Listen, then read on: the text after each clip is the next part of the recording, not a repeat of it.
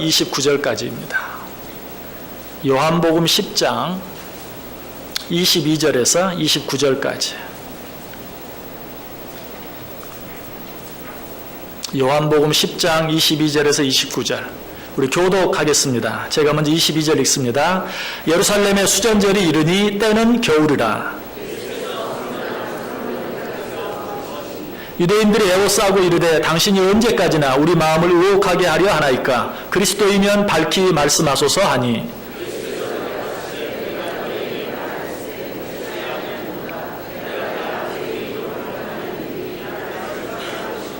너희가 내 양이 아니므로 믿지 아니하는도다.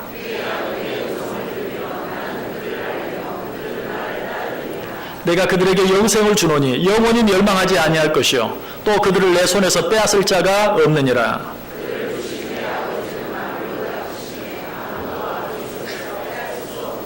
아멘. 우리 옆 사람들과 인사합니다. 참 잘 오셨습니다. 큰 은혜 받으시기 바랍니다. 자, 내일 모레가 추석인데 우리 한 가지 인사 더 할까요? 추석 잘 보내십시오. 여러분, 이 귀한 추석 명절에 정말 하나님의 큰 은혜, 축복이 여러분 모든 가정들 위해 넘칠 수 있기를 주님의 이름으로 간절히 축복합니다. 요한복음은 크게 두 가지로, 크게 두 부분으로 나누어집니다. 그 첫 번째 부분은 요한복음 1장에서 10장까지, 그리고 두 번째 부분은 11장에서 끝장 21장까지. 이렇게 요한복음은 크게 두 부분으로 나눌 수 있는데요. 이 두 부분을 가장 간단하게 요약해 본다고 하면 요한복음의 첫 부분 1장에서 10장까지에 있는 내용은 인간들은 가능성이 없다는 것이, 인간들에게는 소망이 없다. 그것이 1장부터 10장까지 내용의 주된 주제입니다. 그리고 11장부터 그런 끝장까지의 내용은 무엇인가? 그러므로 예수님께서 죽어주셔야만 한다. 그리고 실제로 예수님께서 죽어주시는 내용이 이제 후반부에 나오게 되는 것입니다. 도대체 인간들이 어떻게 했길래 요한복음 1장부터 10장까지 그 많은 내용들을 통해서 인간들은 안 된다, 인간들은 가능성이 없다 하는 것을 보여주시는가? 자, 그 내용을 다시 한번 간단하게 정리해 보면요. 1장에는 어떤 사건 나옵니까? 예수님께서 이 세상에 빛으로 왔으나 사람들이 알아보지 못했다. 제가 이미 말씀을 드릴 때 말씀드렸어요. 빛은 알아보려고 해서 알아보는 것이 아니, 빛은 비치면 저절로 알게 돼 있어요. 자다가도 갑자기 빛이 비치면 알게 돼 있어요. 느끼게 돼 있어요. 깨닫게 돼 있어요. 그런데 예수님께서는 빛으로 세상에 오셨는데 사람들이 알았어요? 몰랐어요? 몰랐어요. 무슨 말이죠? 사람들이 소경이라는 것이 가능성이 없어요. 그런 자에게는 무엇을 설명해도 할 수 없어요. 처음부터 우리 인간의 가능성 없음을 이야기하고 있죠. 요한복음 3장에서는 어떤 얘기가 나옵니까? 니고데모 이야기가 나오죠. 니고데모는 성경에 대해서 지식적으로 많이 알고 있는 사람이었어요. 그런데 그가 구원을 얻기 위하여 구원의 방법을 알기 위해서 주님을 찾아 직접 묻기까지 했지만 그도 구원의 길, 구원의 방법을 찾아내지 못했어요. 그의 지식과 그의 경험과 그의 노력으로는 어떻게 해서 구원을 받는지 깨달을 수 없었어요. 그렇다면 우리는 어때요? 더 말할 필요도 없어요. 이건 역시 니고데모처럼 성경 지식에 밝은 사람이 그 지식과 경험과 노력으로 구원의 길을 찾지 못했다면 우리도 우리 방법, 우리 지혜, 우리 경험으로는 도무지 구원의 길, 구원의 방법을 얻을 수 없는 것을 보여주죠. 요한복음 5장에는 어떤 내용이 나옵니까? 예수님께서 38년 된 병자를 고쳐주시는 사건이 나와요. 참 놀라운 일이었어요.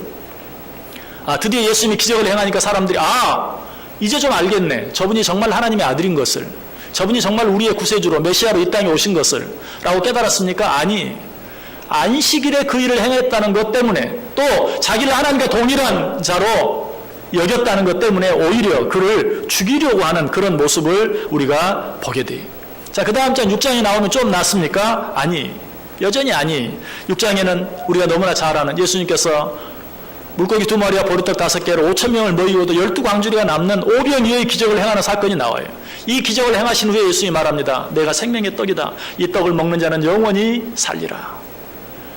오병이어의 기적을 봤으니까 이제는 주님께서 선포하시는 그 말씀에 아멘 믿습니다 라고 따를 만도 한데 사람들이 그러했습니까? 역시 그러지 않았어요. 성경은 분명히 말해요. 요한복음 6장 35절 36절에 예수께서 이르시되 나는 생명의 떡이니 내게 오는 자는 결코 줄이지 아니할 터이요 나를 믿는 자는 영원히 목마르지 아니하리라. 그러나 내가 너희에게 이르기를 너희는 나를 보고도 믿지 아니하는도다. 내가 이렇게 너희들에게 말하고 보여주면 무슨 소용이 있느냐? 너희는 보고도 듣고도 믿지 아니한다. 이것이 인간들의 모습이었어요. 오병이의 기적을 행할 때는 그래도 예수님을 믿겠다고 따라 나선 자들이 좀 있었죠. 예수님이 그것 때문에 기뻐하며 그들을 칭찬했습니까? 아니, 그들을 향해서도 뭐라고 말한 줄 아세요? 내가 진실로 진실로 너희에게 이르노니 너희가 나를 찾는 것은 표적을 본 까닭이 아니요 떡을 먹고 배부른 까닭이다. 자, 우리는 오늘 이 시간에 하나님 앞에 나와서 하나님 앞에 예배하고 있습니다. 적어도 지금까지 요한복음 1장에서 빛으로 왔는데도 받아들이지 못하고 깨닫지 못하고 니고데모가 인간적인 방법으로 구원을 얻으려다가 얻지 못하고 38년 된 병자를 치료했는데도 그것도 믿음으로 받지 못하고 오병이의 기적을 행했는데도 받지 못하고 그러나 나는 믿습니다. 여러분 그렇게 생각하면 속 만족하십니까? 한번 확인해야 될 것이 있어요. 혹시 그런 우리를 향해서 너도 나를 믿기 때문에 이 자리에 온 것이 아니라 떡을 먹고 배불렀기 때문에 이 자리에 온 것이다 라고 나를 책망하지는 않을지, 내가 예수를 믿음으로 뭘 얻을 것인가, 내가 예수를 얻음으로 뭘 누릴 것인가, 혹 그것만 생각하면서 이 자리에 나와 있지는 않는지 한번 확인해 볼 필요가 있어요. 자, 그리고 나서 요한복음 8장에 나가서는 어떻게 합니까? 드디어 예수님께서 정말 우리들의 가능성 없음을 아시고 이제는 내가 너희를 위해 죽어야 하겠다라고 자기의 죽음에 대해서 암시적으로 말씀해 주세요. 요한복음 8장 21절에 나옵니다. 다시 이르시되 내가 가리니 너희가 나를 찾다가 너희 죄 가운데서 죽겠고 내가 가는 곳에는 너희가 오지 못하리라. 나는 갈 것이다. 그러면 너희는 너희 죄 가운데 죽을 것이고 너희는 나 있는 곳에 오지 못할 것이다. 무슨 말이죠? 이제 내가 너희를 위해 죽어야 될 때가 되었다. 그런데 이 말을 듣고 제자들이 뭐라고 말합니까? 바로 그 다음 절에 유대인들이 이르되 그가 말하기를 내가 가는 곳에 너희가 오지 못하리라 하니 그가 자결하려는가? 아니 저게 무슨 말이야? 예수님께서는 내가 너희를 위해 죽어야 되겠다라고 말하는데 저가 자결하려는가? 저가 가는 곳에 우리가 가지 못한다니 우리가 가지 못할 것은 지옥밖에 없는데 저가 자결하려고 저런 말을 하는가? 라고 말하고 있는 것을 보게 돼요. 여러분 자식이 속을 썩이면 부모가 뭐라고 말합니까? 아이고 속 터져 하면서 가슴을 칩니다. 그럼 자식들이 아이고 어머니 왜 그러세요? 뭐 때문에 그렇게 속상하세요? 하고 부모를 위로합니까? 아니 엄마 어젯밤에 잘못 먹었어? 왜 이렇게 가슴을 치고 그래? 진짜 속 터지는 일이죠. 지금 예수님께서 말씀하시는 것이 하다 안 되니까 내가 너희를 위해 죽어야 되겠다라고 말하는데 사람들은 뭐라고 말해요? 자결하려고 하나 보지? 라고 말하고 있는 모습을 보게 돼요. 얼마나 답답한 노릇입니까? 자, 이제 그렇게 해서 요한복음 9장이 오죠. 자, 요한복음 9장에서는 어떤 일이 나옵니까? 우리가 너무나 잘 아는 것처럼 얼마 전에 생각했던 것처럼 날 때부터 소경된 자를 치료해주는 그런 내용이 나옵니다. 여러분 거기서는 사람들이 드디어 깨닫고 예수를 믿습니까? 아니, 이번에도 예수님께서 안식일에 그 일을 행하셨다는 이유로 또 한 번 예수님을 부인하고 아예 예수님을 죄인 취급하려고 하는 그런 모습을 보게 돼요. 자, 그렇게 해서 이제 요한복음 10장이 찾아오는 것입니다. 그렇다면 요한복음 10장은 요한복음 1장부터 10장까지의 내용이 우리 인간의 불가능성을 보여주는 것이라면 요한복음 10장은 그 일의 결론 부분이라고 말할 수 있는 것이. 자, 예수님께서 왜 우리들이 도무지 안 된다는 사실을 알면서 그래서 예수님께서 우리를 위해 죽어주셔야만 했다면 처음부터 죽어주시지. 요한복음 1장에 빛으로 오셨네 어쩌네 말하지 말고 우리 인간이 그렇게 가능성이 없다는 것을 알았다면 처음부터 죽어주시면 되잖아요. 왜 죽어주시면 되지? 그렇게 가능성 없는 것을 아시면서도 여러 가지 많은 기적들을 행하시고 38년 된 병자도 고치시고 오병이의 기적을 행하시기도 하시고 말씀으로 내가 죽어야 될 것을 암시해 주시기도 하시고 여러 가지 많은 일들을 왜 행하셨는가? 여러분 그것은 후회라도 예수님께서 우리를 위해 십자가에 달려 죽어주신 후회라도 왜 예수님이 십자가에 죽어주셔야 됐는지 왜 그 길 외에는 우리가 구원받을 수 없는 다른 길이 없는지를 깨닫게 해주시기 위해서 그렇게 하신 것이. 우리는 성경 여러 가지 말씀을 통해서 그 사실을 알게 돼요. 성경에 보면 예수님을 너무나 사랑했던 여인들이 나오죠.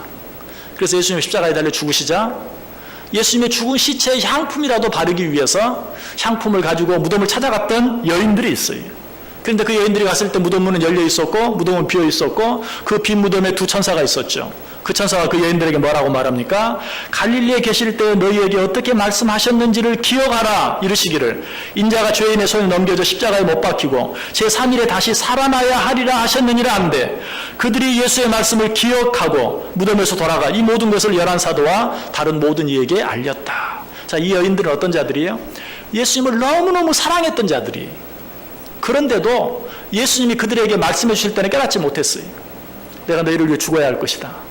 죽었다가 사흘 만에 다시 살아날 것이다. 무슨 말인지 이해도 못했고 깨닫지도 못했어요. 그래서 예수님이 십자가에 달려 죽어주시니까 당연히 사흘 되는 날 부활하실 거야. 오늘 가면 무덤이 비어 있을 거야. 우리 예수님 틀림없이 부활했을 거야 라고 가야 되는데 그런 게 아니고 아이고 죽은 시체에다 샴푸이라도 발라드려야지 하고 어리석게 그 무덤을 향해 가는 그들에게 예수님께서 하나님께서 천사들을 통해 뭐라고 말해요? 왜 산자를 죽은 자 가운데 찾느냐? 너희들에게 전에 이야기하신 그대로 살아나셨느니라. 그때서야 그때 주님께서 말씀하셨지. 죽으셔야 될 것이라고. 그리고 다시 살아날 것이라고.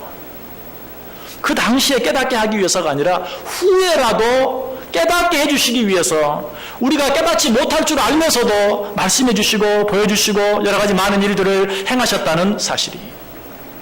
예수님의 제자들도 예외가 아니죠. 예수님께서 뭐라고 가르쳤습니까? 저 성전을 헐라 내가 사흘 만에 다시 세우겠다. 무슨 말이에요? 성전된 자기 육체를 가리켜서 내가 죽었다가 다시 살아날 것이다. 사흘 만에. 그러나 아무도 이해하지 못했죠. 뭐라고 말합니까? 이 성전은 46년 동안 지어졌는데 도대체 무슨 말이야? 예수님이 그걸 몰랐을까요? 깨닫지 못할 걸 알았어요. 그러나 후에 예수님이 말씀하신 그 말씀의 의미가 무엇인지 깨닫게 하시려고 이해할 수 없을 줄 알면서도 말씀하셨어요. 실제로 그 사건을 그렇게 이야기합니다. 요한복음 2장 22절에 보면 죽은 자 가운데서 살아나신 후에야 제자들이 이 말씀하신 것을 기억하고 성경과 예수께서 하신 말씀을 믿었더라. 처음에는 무슨 말인지 몰랐어요. 그러나 예수님께서 죽은 자 가운데서 살아나신 후에야 예수님께서 이때를 생각하고 말씀하신 것이, 이때를 생각하고 여러 가지 많은 일들을 행한 것이. 여러분, 부모들도 마찬가지죠. 부모들은 자녀들에게 많은 말을 합니다. 부모들 치고 잔소리한다는 말 자식에게 안 들어본 부모는 한 사람도 없을 것입니다. 그런데 여러분, 그 자식에게 잔소리하면서 내가 말하면 듣겠지, 그렇게 생각하고 말씀하십니까? 그렇게 생각하고 말씀하는 분이 있다면 참 몰라도 너무 모르는 분이. 그렇죠? 그러면 어떻게 생각하고 말씀합니까? 분명 내가 말하면 안 들을 거야. 아니, 내가 말하면 또 화내겠지. 또 성질 내겠지. 잔소리 한다고. 그럴 줄 알면서도 얘기하는 이유는 뭡니까? 나중에라도 그 말의 뜻이 무엇인가를 듣고 깨닫게 되라고.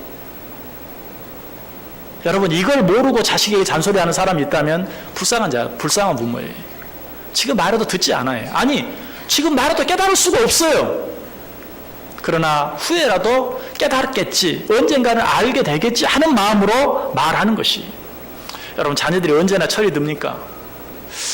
결혼하고 자녀를 낳으면 철이 듭니까? 철이 드는 것처럼 보이죠. 아마 자식을 낳고 그렇게 엄마에게 말한 자녀들이 있을 거예요. 엄마, 나 낳으라고 얼마나 고생했어. 아마 이렇게 말하는 자식도 있을 거예요. 그러나 잠깐이죠. 그게 뭐 오래 갑니까? 이제는 또 이제 자기 자식밖에 모르고 그 자식에게 부모가 조금만 서운하게 해보세요. 막 눈을 부라리고 난리치지. 그 조금 있으면 이제 자기가 자식 낳은 게 또 얼마나 큰 유세라고, 또 부모를 못 살게 하고 힘들게 하는. 여러분, 그것이 자녀의 마음이. 그러면 후에 부모가 이제 일상을 떠나가면 좀 깨닫게 됩니까? 그때는 좀 깨닫게 되죠. 그때는 좀 깨닫게 돼요. 부모님이 살아계신다면. 이때 내 부모님이 살아계신다면 내가 왜 살아계실 때 이렇게 못했을까? 여러분, 그러나 그것도 잠깐이. 한번 가정해보세요. 부모님이 진짜 다시 살아오신다면 그 마음에 생각한 대로 부모를 사랑하고 잘 모실 수 있는 자녀가 있을까요? 있을까요? 없어요. 그럴 수 있는 자녀들이 없어요. 여러분, 효도라는 말은, 저는 이 효도라는 말이 추상적인 말이다, 그렇게 생각해요. 왜? 이 땅의 삶에 진정으로 효도할 수 있는 자녀가 없기 때문에. 효도라는 말은 오히려 우리가 얼마나 불효자인가 하는 것을 가르쳐주기 위해서 만들어진 단어일 뿐이에요. 효도라는 말을 생각할 때 내가 얼마나 불효하는가, 내가 얼마나 잘못하는가. 예수님께서도 마찬가지. 지금 많은 이야기를 1장부터 10장까지 했어요. 왜 그렇게 말씀하시는가? 우리의 가능성 없음을, 우리의 불가능함을 깨닫게 하기 위해서. 추석 명절이 다가옵니다. 추석 명절이 다가오는데 여러분 정말 기쁘기만 하십니까? 부모들은 그럴지 몰라요. 자녀들은 기쁜 마음보다도 이 힘들고 부담스러운 마음, 부모들 또 만나야 되고 대접해야 되고 가족들 와야 되고 하는 그런 부담감 때문에 짓눌려 있는, 그래서 요새는 명절 이후에 그냥 이혼이 막 늘어난다고 하잖아요. 얼마나 안타까운 일인지 몰라요. 여러분 예전에 이런 말 들어보셨죠? 아파트 이름이 길어지고 복잡해지는 이유가 뭔가 다 아시죠? 시어머니들 찾아오기 어렵게 하려고. 요새는 좀 바뀌었어요. 아파트 이름이 다 쉬워진대요. 왜 그런 줄 아세요? 아파트 이름이 너무 어려우니까 이제 시누이 데리고 오는 거야. 시누이 손 붙잡고 시누이 같이. 그래서 이거 안 되겠다. 이 아파트 이름 다 쉽게 해야지. 여러분 명절이 그런 명절 혹 아닙니까? 식구들이 모이는 게 너무 힘들고 너무 부담스럽고. 오늘 제가 광고도 드렸지만 이 추석 명절 가족 예배 드릴 수 있는 기회로 삼으라. 적어도 여러분들은 정말로 이 추석 명절 뭐 기대하지 마시고 예수 믿는 사람으로서 내가 복음을 전하고 한번 그리스도의 사랑을 나타내 보여줄 수 있고 한번 양보하고 한번 이해하고 한 번 더 사랑할 수 있는 기회로 삼으세요. 고작 하루 이틀 길면 사흘 아니에요. 정말 우리에게 주어진 일생일대의 기회라고 생각하고 여러분이 아예 희생하기로 양보하기로 정말 손해보기로 작정하고 하면 정말 그 시간이 아름다운 시간이 될 수 있고 우리의 귀한 시간이 될 수 있는 것이. 여러분 가족들 이번 명절에 정말 하나님께 먼저 감사하고 가족들에게 그리스도의 사랑을 보여줄 수 있는 귀한 기간이 되기를 원해요. 그렇게 하면요 그들이 깨달아요. 내가 참 얼마나 부족한가. 야, 예수 믿는 자들은 과연 다르다라고 느낄 수 있고 깨달을 수 있어요. 말씀이 좀 곁길로 샜지만 여러분 주님께서 왜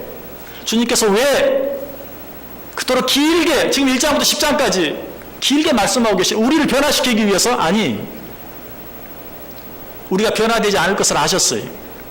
그러면서도 그 긴 시간 동안 왜 그 많은 말씀들을 하시고 왜 그 많은 일들을 행하셨는가? 우리의 불가능함, 우리의 부족함, 우리의 모자람, 우리의 연약함을 깨닫게 하기 위해서. 그래서 예수님께서 우리를 위해 대신 죽어주시지 아니하시면 우리는 정말 가능성이 없고 소망이 없는 존재라는 것을 알게 하기 위해서.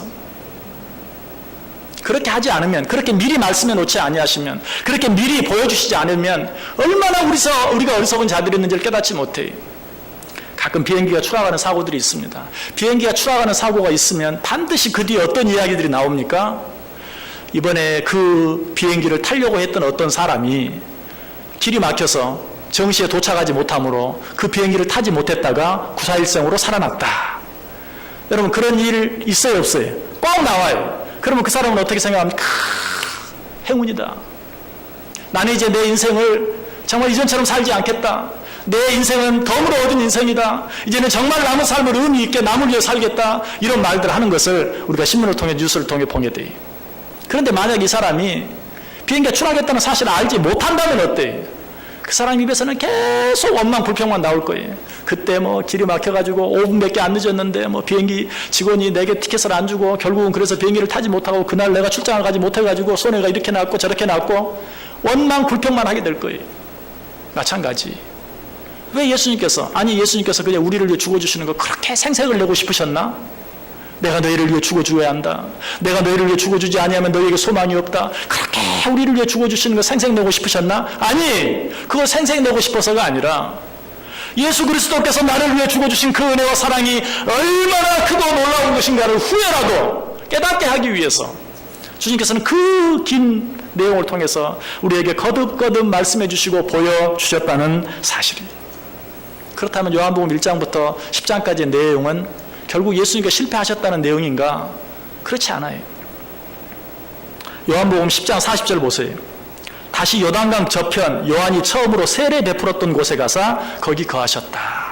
자, 우리 인간의 불가능성을 가르쳐주는 요한복음 10장 마지막 부분에 다시 요단강 저편 요한이 처음으로 세례 베풀던 곳에 가셨다. 이곳이 어떤 곳입니까? 예수님이 그의 공생애를 처음 시작하기 위해서 세례 요한에게 세례받으셨던 곳이, 그의 공생애를 시작하는 곳이.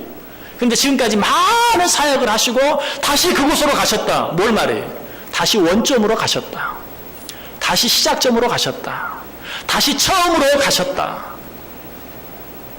그러면 정말 1장부터 10장까지 우리가 생각해 본 내용만 해도 너무나 많은데 그 모든 예수님의 사역이 실패란 말인가? 실패입니까? 아니.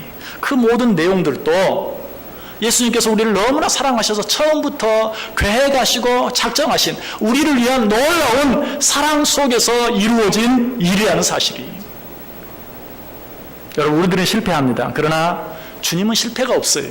우리들은 쓰러지고 넘어집니다. 그러나 우리 주님은 절대로 쓰러지고 넘어지지 않아요. 세상에 되어지는 모든 일들이 의미가 없는 것 같다 할지라도 그 모든 일들은 하나님의 섭리 속에, 특별히 우리를 향한 하나님의 놀라운 사랑의 계획 섭리 속에 되어지는 일인 것을 믿으시길 바라요. 우리 인간들이 정말 어리석어요. 예수님을 그토록 사랑했던 여인들도 너무너무 어리석었어요. 예수님께서 직접 오랫동안 가르쳤던 예수님의 제자들도 예수님께서 하신 말씀을 다 깨닫지 못하고 너무나도 아둔한 어리석은 일들을 행했어요. 그러나 예수님께서 부활하셨다는 소식을 듣고 나서 그때서야 그들은 깨닫고 정말 예수님께서 하신 말씀들의 의미가 무엇인지 알게 된 일들이 너무나 많이 있어요. 자, 오늘 본문 속에서 다시 한번 우리 인간의 불가능한 사실을 어떻게 이야기해 주고 있습니까? 22절 이하 보세요. 예루살렘에 수전절이 이르니 때는 겨울이라 예수께서 성전한 솔로몬 행각에 가니시니 유대인들이 애워싸고 이르시되 당신이 언제까지나 우리 마음을 의혹하게 하려 하나이까? 그리스도이면 밝히 말씀하소서 하니. 자, 이 말씀 속에 우리들이 기억해야 될 몇 가지 단어들이 있어요. 첫 번째 단어는 수전절이라는 단어입니다. 이 수전절은 무너져버린 예루살렘 성전을 재건한 것을 기념해서 지키는 절기. 무너져 내린 성전을 재건한 것을 기념하여 지키는 절기. 그런데 이 성전이 의미하는 것은 무엇입니까? 방금 생각해 보았죠? 예수 그리스도를 가리켜요. 성전은 예수 그리스도의 모형이에요. 그런데 예수 그리스도의 모형인 성전을 무너진 것을 재건하는 그날의 주인공은 누구입니까? 당연히 그 성전의 원형이 되시는 예수님이에요. 그런데 그 예수님께서는 성전 재건을 기념하는 그 수전절에 어디에서? 솔로몬 행각에 거니셨다. 오늘 본문이 성전 안이라고 말하고 있긴 한데 성전 안 가운데서 가장 바깥쪽 솔로몬 행각에서 이 모습은 오늘이 내 생일인데 내 생일날 내가 앉아야 될 자리에 앉지 못하고 저 현관 노비에서 왔다 갔다 복도에서 왔다 갔다 하는 모습이 지금 예수님이 자기의 몸된 성전 재건을 기념하는, 그래서 감사하며 예배하는 그 수전절에 성전 바깥쪽 솔로몬 행각에서 거니시고 있다라고 이야기하고 있어요. 얼마나 안타까운 모습. 이것이 요한복음 중반에 와서 일어난 사건이. 또 한 가지 우리가 기억해야 할 단어가 있어요. 그것은 무엇입니까? 그것은 때가 겨울이다라는 말이. 때가 겨울이다. 어떤 느낌이 드세요? 이제 모든 기회가 지나갔다라는 뜻이. 실제로 예레미야 8장 20절에 보면 추수할 때가 지나고 여름이 다하였으나 우리는 구원을 얻지 못한다. 여름이 다하였다. 그리고 겨울이 왔다. 이 말의 의미가 뭐예요? 기회의 때가 다 지나갔다. 또 한 가지 사건이 있죠. 예수님께서 내가 떡을 집어줄 때 그 떡을 받아 먹는 자가 나를 팔자다. 그때 가룟 유다가 그 떡을 받고 밖으로 나갔더니 때가 밤이더라. 무슨 말이에요? 기회의 때가 다 지나갔다. 오늘 이 요한복음 10장에서 이야기하는 때는 겨울이라. 그 말의 의미가 무엇이라고요? 모든 기회가 다 지나갔다. 이제 너희들이 너희 힘으로, 너희 능력으로, 너희 지혜로, 너희 노력으로 구원 얻을 수 있는 그런 모든 때는 다 지나갔다. 너희들에게는 그 어떤 가능성도 남아있지 않다. 요한복음이 여기서 끝나버리고 만다면 그야말로 우리는 어때요? 절망이죠. 낙심이죠. 소망이 없어요. 아무것도 더 이상 바랄 것이 없고 기대할 것이 없어요. 그러나 예수님께서는 여기서 끝내지 않으셨어요. 예수님께서는 다시 처음 자리로 돌아가시면서 다시 우리를 향한 놀라운 일들을 이루어 가시는 것이, 그것이 우리를 향한 주님의 은혜예요. 예수님은 절대로 우리를 포기하지 않아요. 아무런 가능성이 없는 우리들을 그저 포기하고 마는 것이 아니라 우리들에게 더 놀라운 선물을 주고 계시는 것을 보게 돼요. 자, 오늘 보면 28절 29절 보세요. 내가 그들에게 영생을 주노니 영원히 멸망하지 아니할 것이요 또 그들을 내 손에서 빼앗을 자가 없느니라. 그들을 주신 내 아버지는 만물보다 크심에 아무도 아버지 손에서 빼앗을 수 없느니라. 여러분, 이 말씀만 보시면 이 앞에 정말 그 사람들이 예수님을 향해서 엄청나게 노래하고 찬송하고 당신은 메시아입니다. 당신은 우리의 구주입니다. 라고 외쳤을 것 같아요.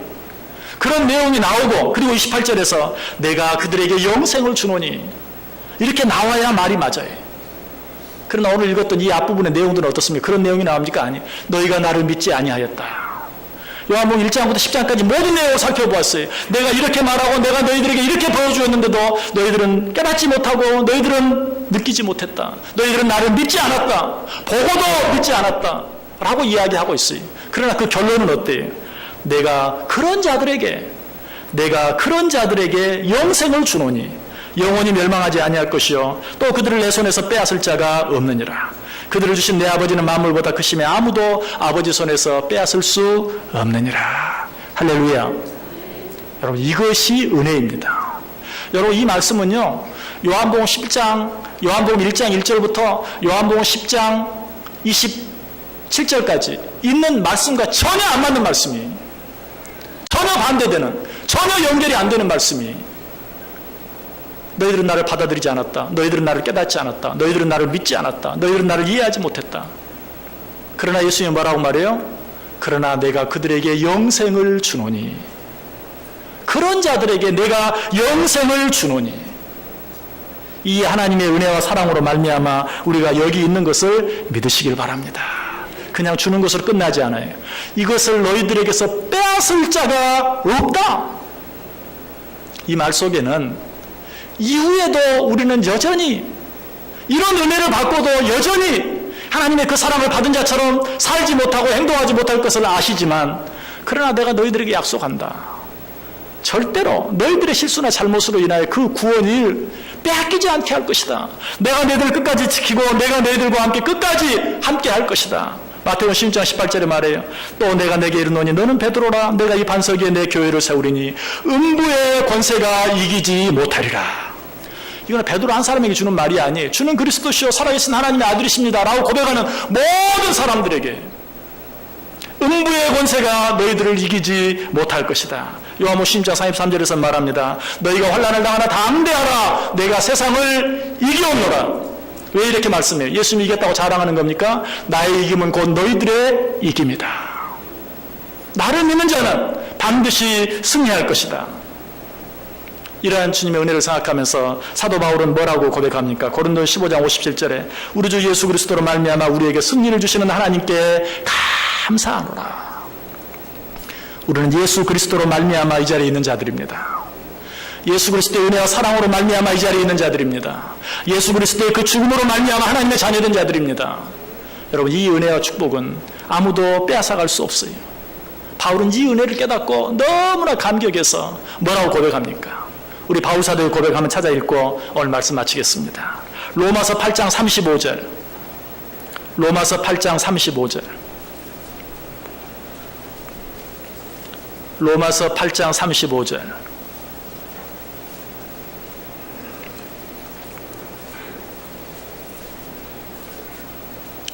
로마서 8장 35절. 우리 같이 한 목소리로 읽겠습니다. 누가 우리를 그리스도의 사랑에서 끊으리요? 환난이나 곤고나 박해나 기근이나 적신이나 위험이나 가리랴. 아멘. 뒤로 가 38절 39절 시작. 내가 확신하노니 사망이나 생명이나 천사들이나 권세자들이나 현재일이나 장래일이나 능력이나 높음이나 깊음이나 다른 아무 피조물이라도 우리를 우리 주 그리스도 예수 안에 있는 하나님의 사랑에서 끊을 수 없으리라. 믿으십니까? 내가 뭐 해서 구원받았다면 우리는 정말 불안한 자들이에요. 왜? 우리는 또 바뀔 것이기 때문에, 우리는 또 변할 것이기 때문에. 그러나 우리가 감사해야 되는 것은 나 자신이 행한 무엇으로 인하여 우리를 구원하신 것이 아니라 영원토록 변하지 아니하는 우리 주 예수 그리스도의 사랑으로 말미암아, 예수 그리스도의 십자가의 은혜로 말미암아 우리를 구원해 주셨으니 이 세상에 어떤 박해나 기근이나 적신이나 위험이나 칼도, 아니 사망이나 생명이나 천사들이나 권세자들이나 현재일이나 장래일이나 능력이나 높음이나 깊음이나 다른 아무 피조물이라도 우리를 이 하나님의 사랑에서 끊어놓을 수 없다는 사실이, 이 사실을 믿음으로 쌍이 지지 아니하고 죄악에 지지 아니하고 악한 사단 마귀의 세력에 지지 아니하고 날마다 담대하게 세상을 이기면서 죄를 이기면서 우리의 약한 간이도 이기면서 살아갈 수 있는 복된 인생들 되시기를 주님의 이름으로 간절히 축원합니다. 기도하겠습니다. 사랑과 은혜가 풍성하신 하나님 감사합니다. 오늘도 하나님의 은혜를 이 어리석고 아둔한 자들에게 다시 한번 말씀해 주시니 감사합니다. 하나님의 그 은혜로 말미암아 당신의 자녀되고 하나님의 그 은혜로 말미암아 내 안에 있는 이 영생 그 누구도 빼앗아갈 수 없는 줄 믿고 하나님께 감사하며 찬송하며 담대하게 싸워 살아갈 수 있는 우리 모두 되게 해 주옵소서. 예수님의 이름으로 기도드리옵나이다. 아멘.